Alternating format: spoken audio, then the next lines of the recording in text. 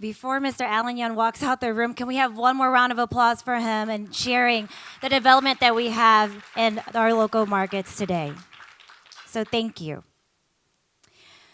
So our first panel is going to explore big data and what it means to implement it for our best practices and finding data quality out of it and driving value.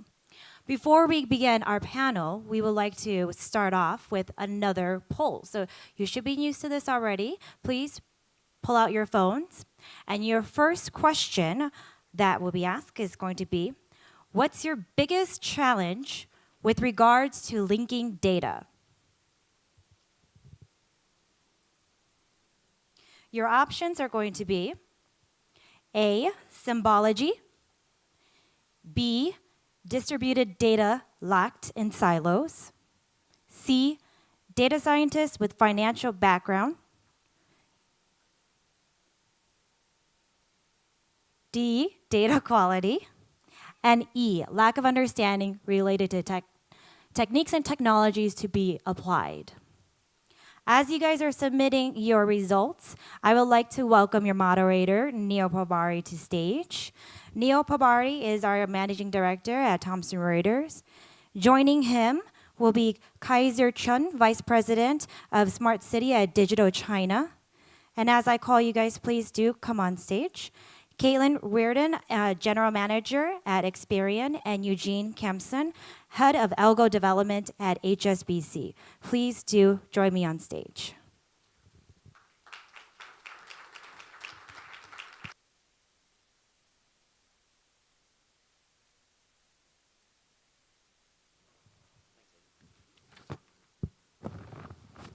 Morning, everyone. Eugene, Caitlin, Kaiser, thank you very much for joining. I don't know if you had a quick look at the results that came up. Could we flash them up again, please? Possible? Curious to get your initial thoughts. Okay. Distributed data locked in silos. I mean, are these very typical answers to some of the problems that each of you are facing? Kaiser? Yes, it is. Because all the information are located, for example, in smart cities, the projects we have done in China, the information are located in various departments. If you want to make a holistic view, or you want to have a new solution that making use of all these data need to be accessible, easily, and quickly, and timely as well. Caitlin, what's your initial reaction to some of these answers? I'm so not surprised. Okay. Distributed data locked in silos, particularly in financial services, is a key barrier, I think. But I have to say it's not just financial services where this is happening. It's across industries.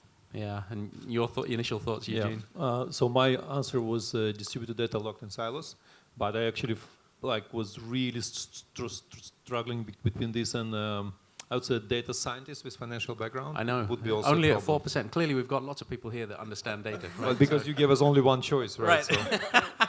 Okay.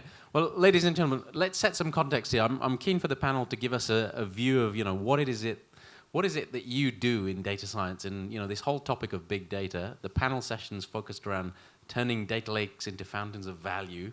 So maybe if I start with you, Kaiser, set some context. What is it that you're doing at Smart City China? What is it that big data is doing to help your mandate, your industry? What are you trying to do?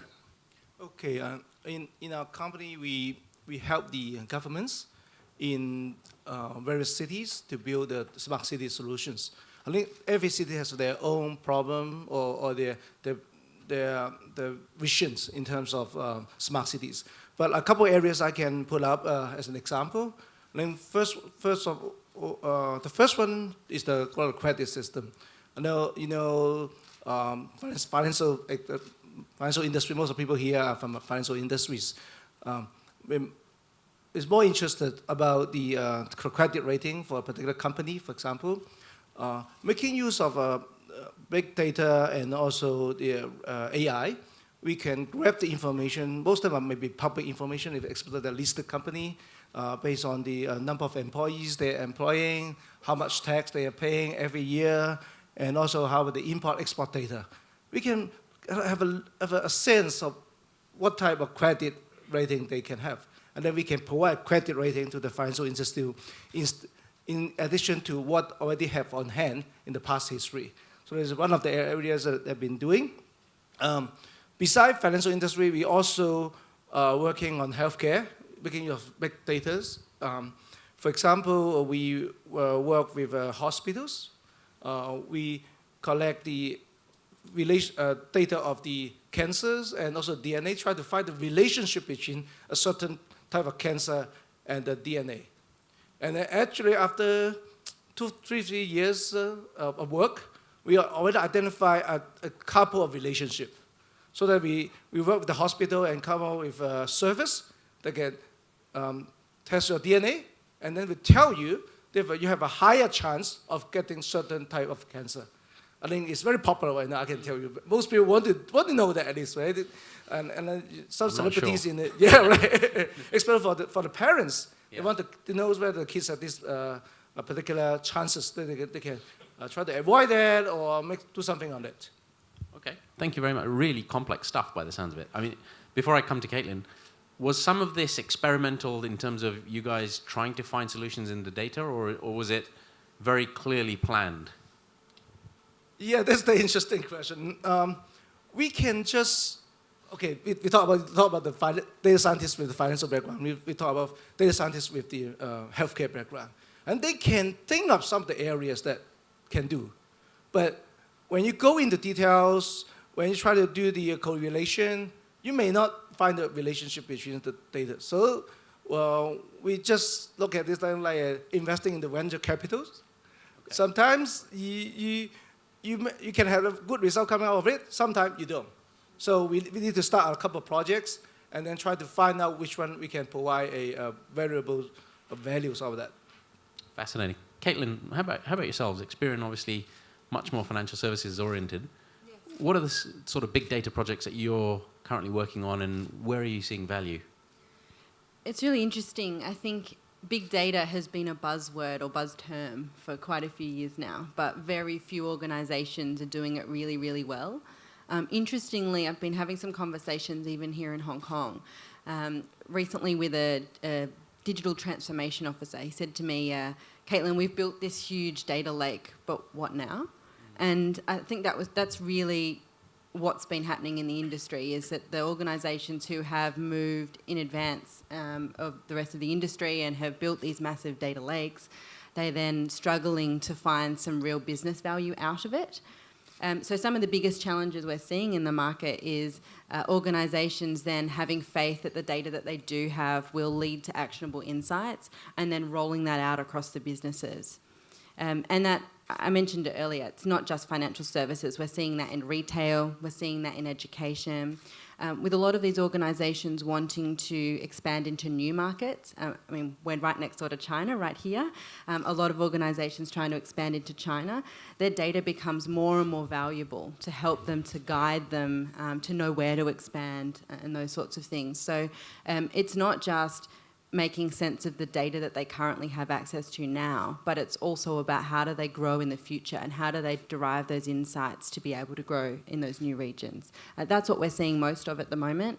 Yeah. So confusion still in terms of the question that they're trying to answer? Slightly, yes. Yeah. I think some organisations have put CDOs in, Chief Data Officer. Some of those CDOs are frustrated because they haven't been given the infrastructure or the teams that they need in order to actually drive action. It takes a lot of people, a lot of stakeholders to convince in an organisation to get data projects really flying. And so there is still a little bit of confusion around the value, around the length of time it's going to take to drive insights from this data, and then ultimately to sort of prove to the more senior managers that, hey, this big data project that we've done is actually working. Okay. So I'm coming now to Eugene. Clearly something's working. Well, some, Okay. a little bit. I'm glad.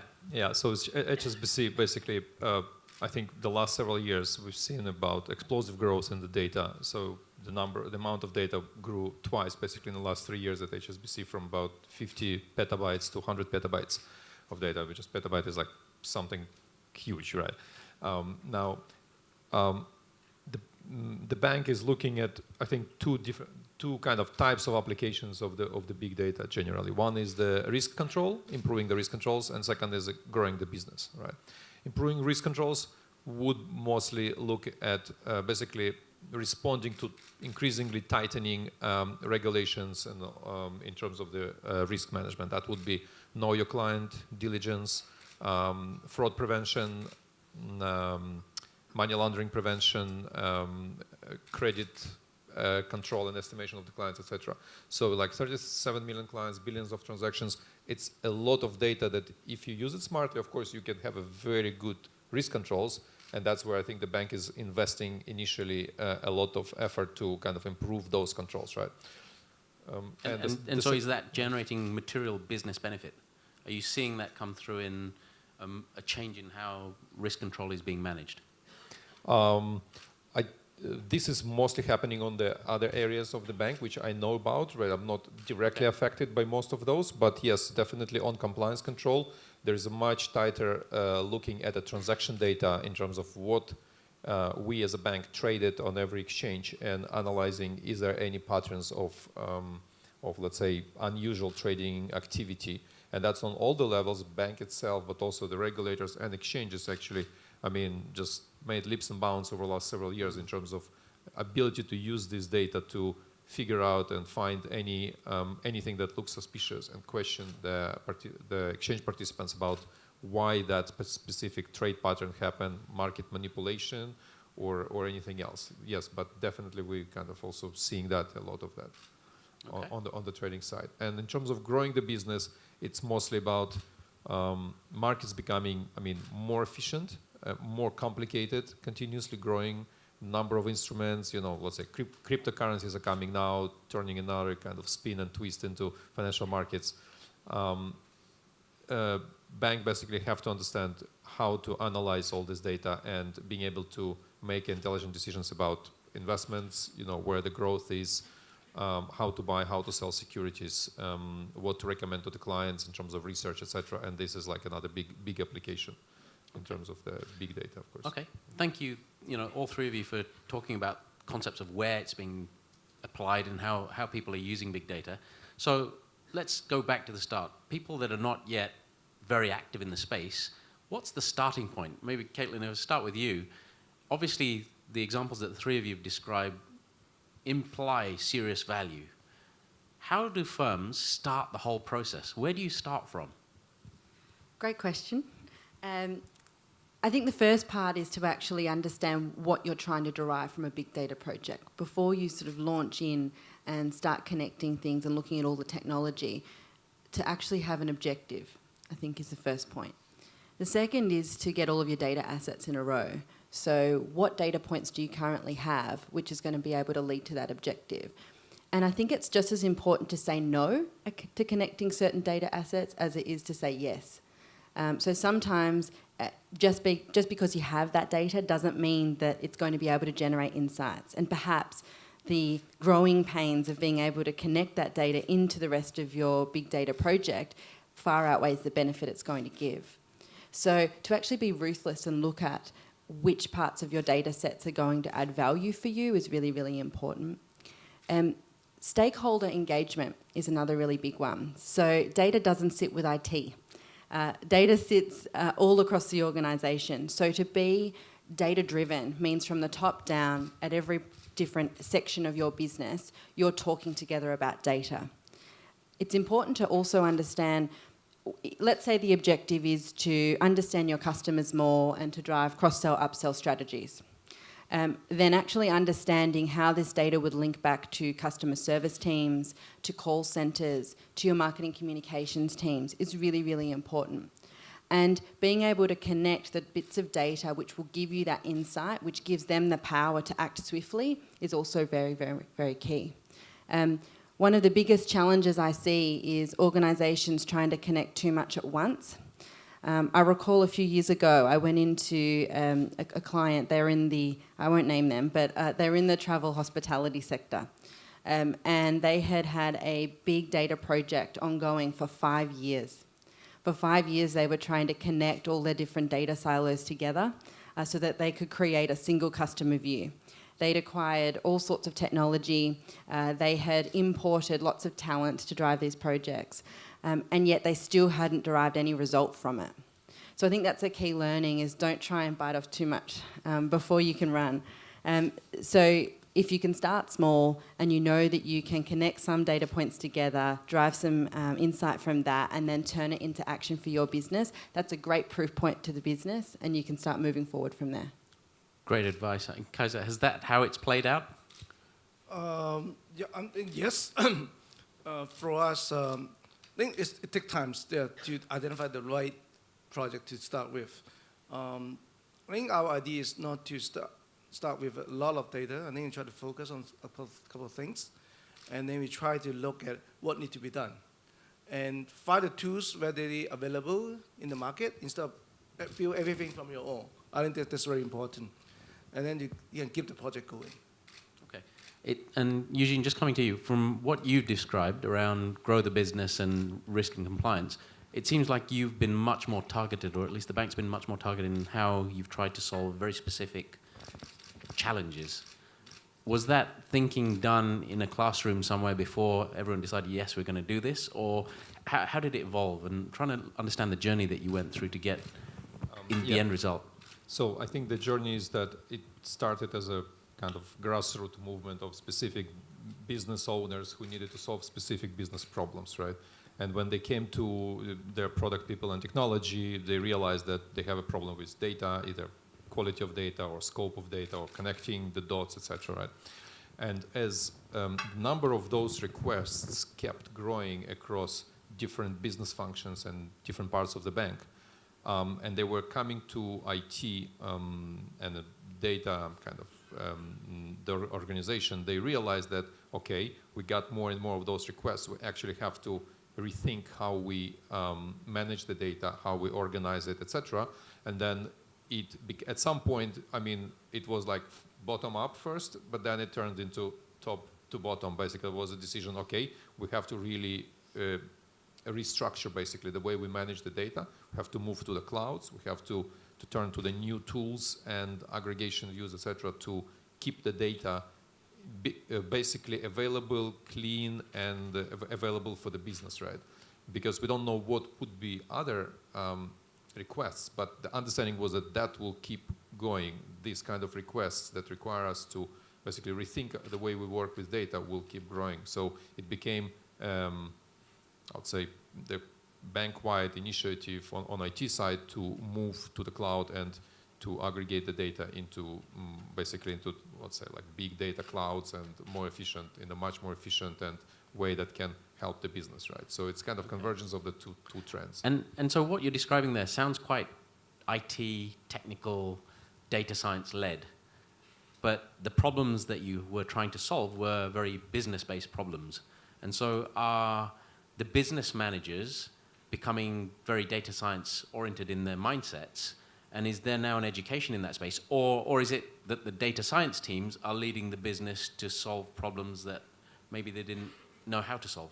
I'm just trying to work out is the tail wagging the dog here, or is the dog leading the rest of the business forward? How did that transition happen? I think at the beginning the heads of the business had to become more technical, or they already were reasonably technical, right, to understand what is required to drive this, basically to drive their needs, right, or requirements.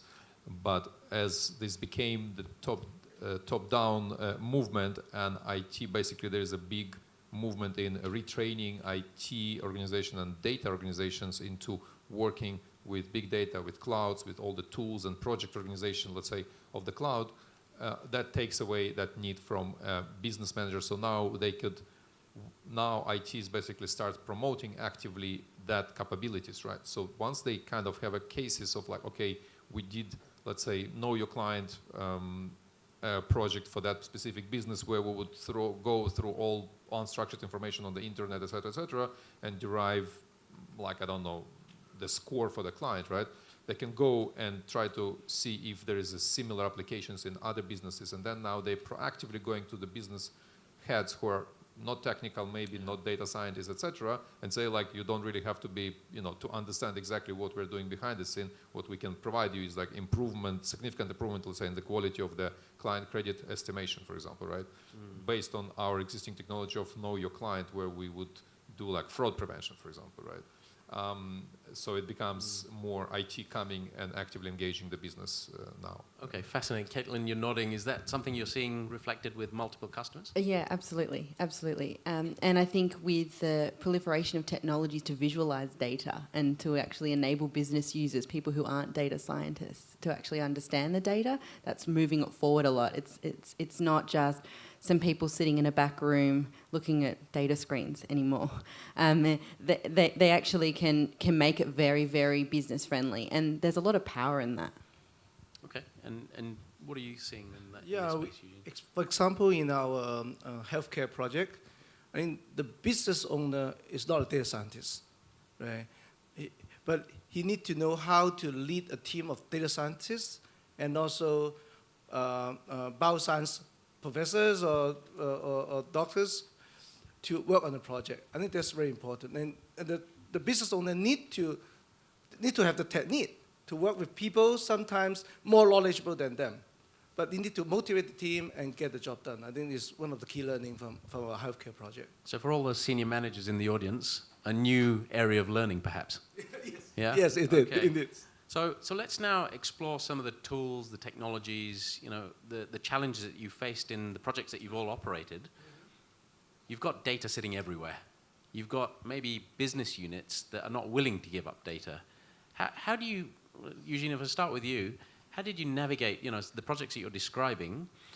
Was it a very open sort of door that, different departments, different parts of the business, internal data, external data, structured data, unstructured data? How did all of this start coming together for you? So it's still, I'd say, very early in the process of all coming together. I'm not sure if it will ever come together in terms of private banking versus commercial versus investment banking. For example, they probably will keep their data separate. I mean, some types of data will definitely be separate because of the regulations and privacy, right? Of course, it starts with every kind of business or department kind of bringing their data more on either cloud or some like a cloud-enabled platform where they can analyze it better and more efficiently, right? And then there are some specific cases where they see the benefit of joining the data between themselves because they cross-reference, let's say, credit trading operations and stock trading operations would have some data that actually would be interested to each other because the stock market depends on the credit worthiness of the company, and the company credit worthiness depends actually on the value of a stock and the news and research, etc. Right? So then in those cases, they would start like linking it up and creating a bigger set of data where they can more effectively use it, right? But most of the time, still, institutional business about markets, and then corporate clients is corporate clients. They would not really share information about corporate clients with institutional business. So there are still limits and I would say enough limits and bounds, right? Which, I mean, some of them just because there is no relationship between the data, so they don't care about linking them up. And some of that is, I would say, regulatory compliance, regulations about bringing them up. But I think what's important from the IT transformation point is the use of common platform and common set of tools, because then we can freely allocate people working on different projects, basically, and that will be very quick learning curve because they would be able to easily analyze the data, for example, in private banking and then move on commercial banking project, right? And then move to investment banking project because the underlying infrastructure is the same, just that maybe the type of data is somewhat different, right? Caitlin, similar observations?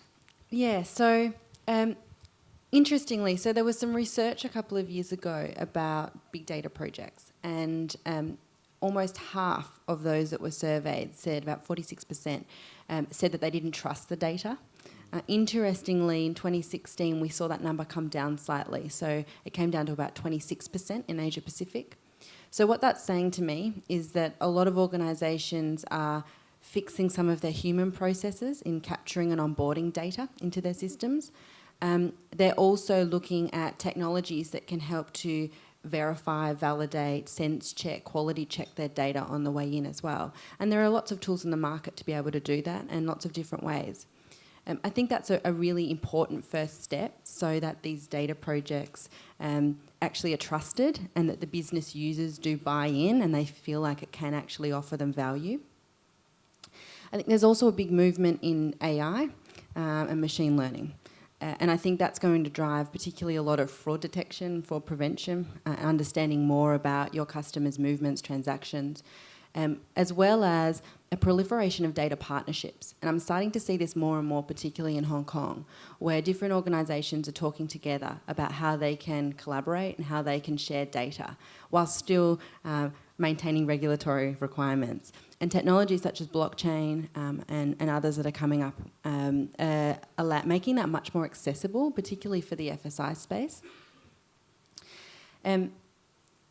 The ability to be able to tap into other data sets that are outside of your organisation can really help you to understand your customers more. So not just know your customer from what they're doing with you, but also what they're doing externally to your organisation, and perhaps trying to predict and model what they're going to do next. And that gives a lot of power to you from a business perspective to drive your strategy the right way. And also as you know, many organisations, particularly in Hong Kong, are looking to expand into some of these new markets. So knowing exactly where to do that and how to do that and what the typical best customer looks like is really, really important. So I think all of those technologies together make a very interesting landscape here in Hong Kong. Okay, so looking at the projects you're working on as Smart City, specifically government data and the idea of accessing sources that are trusted versus sources that perhaps are private, I mean, are you seeing openness come in with government source data or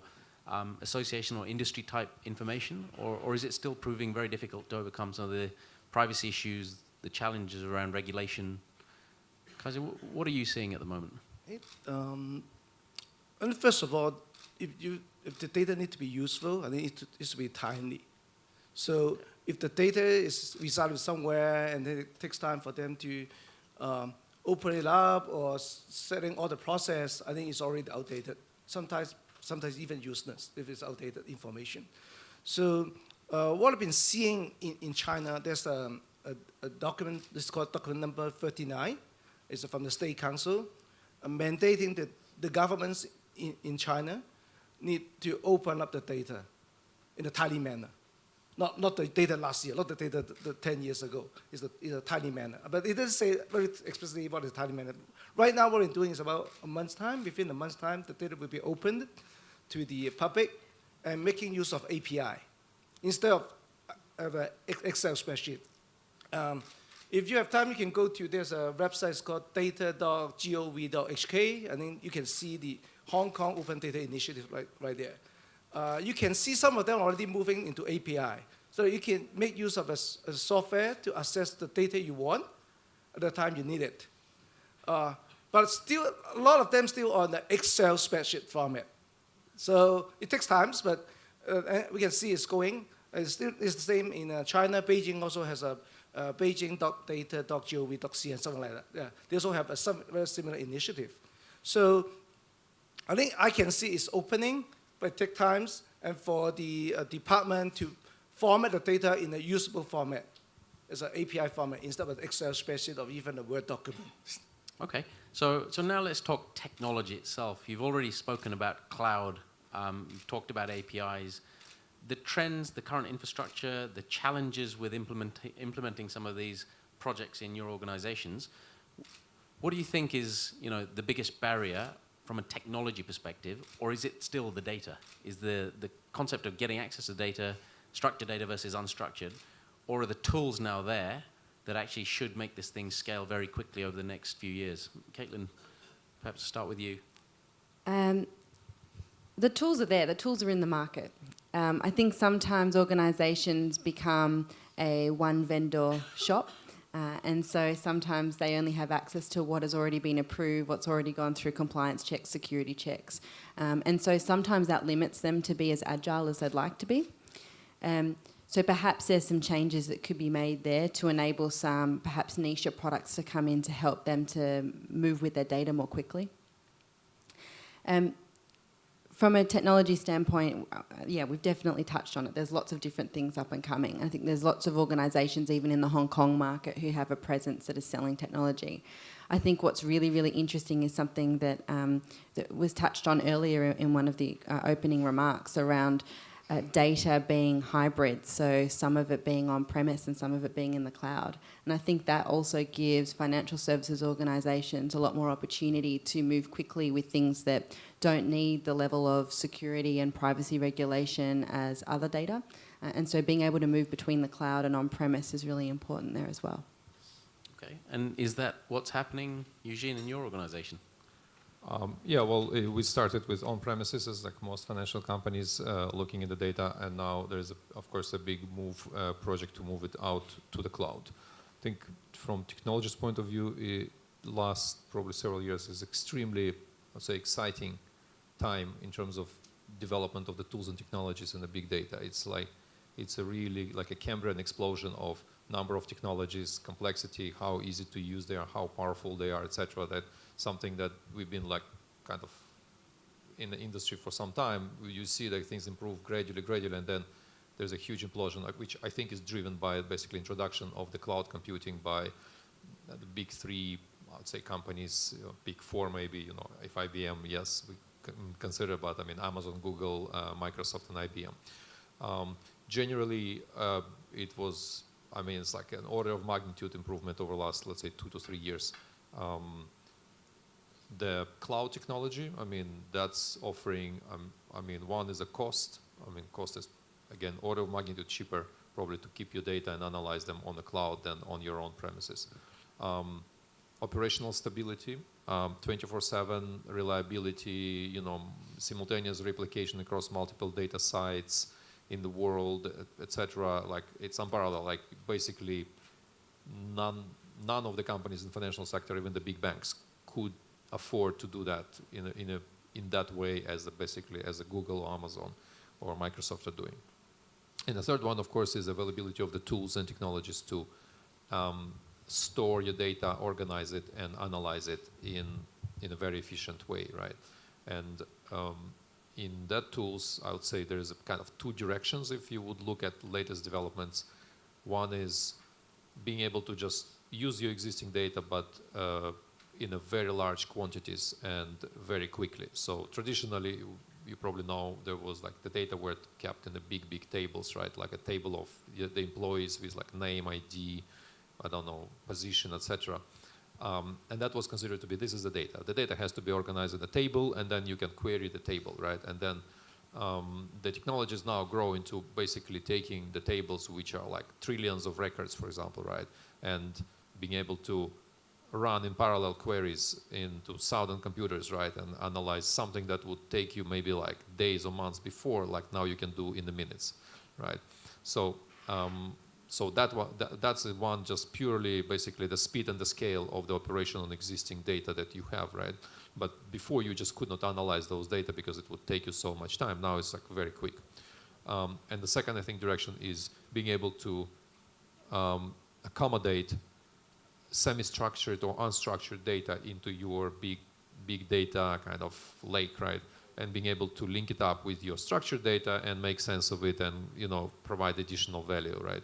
And so there's a lot of different, technologies that are coming that are being able to easily integrate your let's say, not a table structure format into your data, right? Which again, a lot, coming recently, and there is a continuously, almost every year, there's a new technology coming from a new company, and as well as the big 3 or 4 are continuously innovating, right? Because they now have resources and actually business motivation to deliver that. So it's a very exciting time in terms of technologies. Of course, as Caitlin mentioned, there are probably 2 ways to handle it. Like, you can either try to be very agnostic in terms of the cloud provider, let's say not tie yourself to any specific cloud provider, but use open source technology that you can easily move between, let's say, on-premise, shared with cloud, shared with another cloud. So if one of your cloud providers goes down, you still have another cloud provider.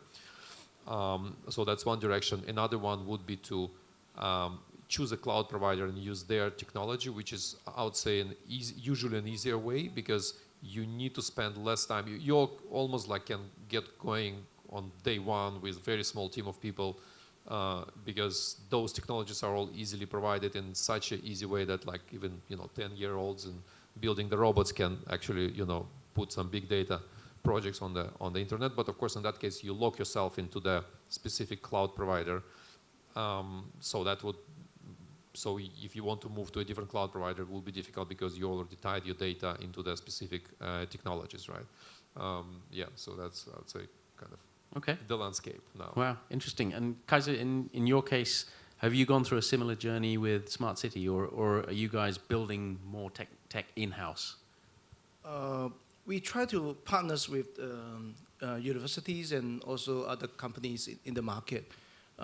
For example, one of the ways that we try to break through the data silo, we work with Peking University or Beijing University in the technologies called Data as a Service, DAAS. I think is in the new term. And it has been commercialized through companies called Internetware. And then what it does is whenever there's a access or username password can access the particular data, this technology try to access the data in real time when you need it, and then put it in a way that you can combine with other data source, so that you make a request and then it just go out to different source to get the information, and then coming back with the information you need. So it saves the time to format all the data and extract it in the format you need. Normally it takes months, even years to do that. So this is one of the technologies that I've been using, and we practice it as one of our customer in Guiyang, which is where the Apple data center is being located. It positions itself as a big data city. We just use 1 month to integrate. Let me put the number out. Use 1 month to integrate 1,026 database from 53 various departments, just within 1 month, using these technologies. So it saves a lot of time and effort to do that. There's one technology. And the other technologies we try to use is cloud aggregator solutions. From cloud aggregator. Cloud aggregator, yeah, that's it. Okay.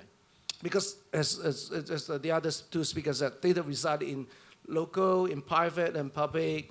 And it's difficult for the IT, for example, to learn different skills to access different data. But there's a cloud aggregators solution right there in the market. You just need to interface with them, and then they do the hard work for you. So that whenever the data today is in the private cloud, tomorrow may be in one of the public cloud provider, and tomorrow may be another public cloud provider. You don't need to worry about it. So could that, Eugene, concept of a cloud aggregator solve this issue of a company starting its big data journey in a single cloud provider's premise, and then the aggregation allow you to scale across multiple sources? Or are you still thinking that will prove a challenge? Frankly, we didn't look into this as a HSBC. Okay. I know we were looking into basically always a mixture of premise and one of the cloud providers.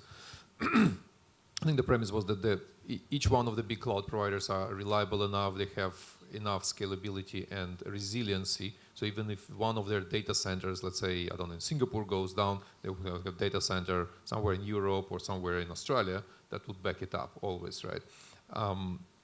So cannot say about that exactly. I think it's an interesting, it's kind of like aggregating the travel site, the tickets, right? Like you kind of get the best out of it. But I think in reality, it is pretty complicated. So I cannot say right now. Okay, so maybe something that will evolve in time? Yes, probably. Sounds like Kaiser's well ahead on that one. I'm keen for the audience. If you've got questions, please either send them through or just stick your hand up. We'll get a mic to you if anyone's got any questions. So, sorry, there's one at the back there. Maybe you can shout if... Sure. Good morning. Thank you for the interesting discussion. A question for the panel. How do you work with your data scientists so they don't get confused between correlation and causation? Okay, that's quite a technical one. Caitlin, you're smiling. Do you want to have a go at that? Great question. Right. It's a great question. I think that when you're making decisions on data, then you need to see all of it to understand the facts. And I think it's really easy for an eager analyst to get really excited over a blip in the data or a trend in the data they see. But I think ultimately, again, it comes back to the business user to be able to make that informed decision, who will perhaps know about other factors that might be influencing the results. So having trust in your data team and being able to sort of prove things is important. Also very much recommend doing tests where you have a control group and you are looking at external factors for influence as well, just to make sure that people aren't too trigger heavy when it comes to jumping to conclusions. Sounds like we're getting into a scientific type approach. Yes, Yeah. in a way. Okay. Sorry, I thought I saw another hand. Yes. Yeah, sorry. So I think as an organization that already has a big data strategy, what do you think about regulations on data privacy, such as GDPR, where you're pretty much required to erase all the data relevant to an individual if they request it? Would you think there's a first mover disadvantage on trying to resolve and delete all those data when required? Who fancies having a go at that one? Yeah, I mean, I understand the question. I think it's an interesting one. In financial industry, we don't have any regulation. I mean, we actually have regulations of keeping the track record of the client, and not deleting it in any way, right? So we do have a lot of challenges in terms of regulations, in terms of data keeping, specifically keeping it locally, let's say in Hong Kong or in China, a specific type of data, the data. I mean, I know that because working for my project, specifically, there's different types of data that are very careful. It has to be classified. Some of the data is perfectly okay to put on the cloud, but some of the data which are more specific to the client or to client transactions, there is a much tighter regulations, and we're kind of thinking, what do we do with that, right? We kind of like one of the options, for example, use Alibaba, which is, is there any Alibaba in Israel? Like I'm doing advertising. They're only a cloud provider that have actually like big cloud provider that has Hong Kong servers, for example. So if the requirement is to keep your data within Hong Kong or within China, we would use the Alibaba, for example, for that. So it's kind of emerging because the HKMA, for example, and SFC, their approach even like 1 year ago was very much like 1990s technology, right? Like you have a computer, your computer has to be on your premises, you have to secure it, etc. You have have a log installed, etc. Right? And now is with all the cloud and moving, I think they're kind of catching up with the regulations, right? But fortunately, that's not exactly answer to your question specifically about the deleting the Is client this an area where regulators maybe need to be a bit more explicit around guidance on potential conflicts like that? Yes, it's interesting. There's generally two directions. One is kind of recognizing the cloud and allowing the data to move to cloud, or like explicitly saying yes, cloud is okay. But then there is of course a lot the governments understand now that this data is actually extremely valuable source of, I would say, information, power, and control, right, over the society, right, the order in society. Yeah, so you've got a question along those lines on the screen. But so yeah. I think there is an additional trend of the governments of, let's say, China, Russia, Venezuela, etc. But I think the others will join in trying to enforce that, keeping the data within the boundaries of the country, right? So which poses additional challenges to both corporations and the cloud providers on how they keep the data centers. Absolutely. Actually, maybe I could just come back. It sounds like you've obviously got quite an advanced thinking around this subject. Do you have a view yourself? You asked the question, and clearly there's a lot of debate that this particular issue is going to create. So I think I work for the financial service industry. So for financial service industry, we're lucky because we're bound by the regulations. There's clear regulations that we have to keep the records. So even if GDPR comes into effect, which is May, by the way, for the European clients, we may still be protected by the local regulations. But for other industries, there might be bigger impacts. But on the other hand, big data might help to resolve the issue because now you have data aggregated into one pot rather than in silos. So you can easily identify the data that needs to be erased and removal. But on the other hand, which also means you have duplicated data left and right, so you have to do a lot of advanced management, et cetera, et cetera. Right now, I don't think there's a good solution on the market for helping with dealing with this issue. In fact, there's a lot of people who are still very confused what GDPR is, but I think it will create a big impact. So luckily, I'm in the financial service industry, so yeah, Eugene, thanks. Okay, well, there are these two questions that have come in, and Eugene, you just started talking a little bit about the top one there. Do you think controlling big data of people by government is a very powerful tool to control people? I mean, very contentious question, but I'm keen to get the panel's thoughts on this one, because it sounds like you've got a view. I think this is a very big topic, but what we're doing is for the data itself, it's public data. I think it's public data, so you can use it. It's published by the various departments or companies, but for the data of the people, for us, as a private company, when we use data, for example, the healthcare project we're doing, we make the data anonymous so that you don't know where DNA is coming from. We just want to have the results.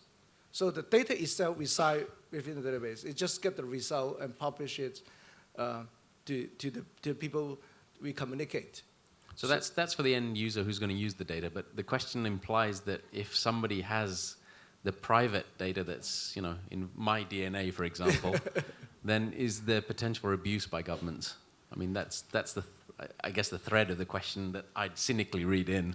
I think there's a possibility, always a possibility. I think that it depends on how people look at that. I think this is my view. I think where various data has been using to help people, I think most of them are helping the people. For example, you have the criminal database that whenever there's face recognition, recognize a certain people, appears in a certain railway station, for example, they can clearly identify those people, and then the police can come in and catch that people. I think this is the good way of doing this.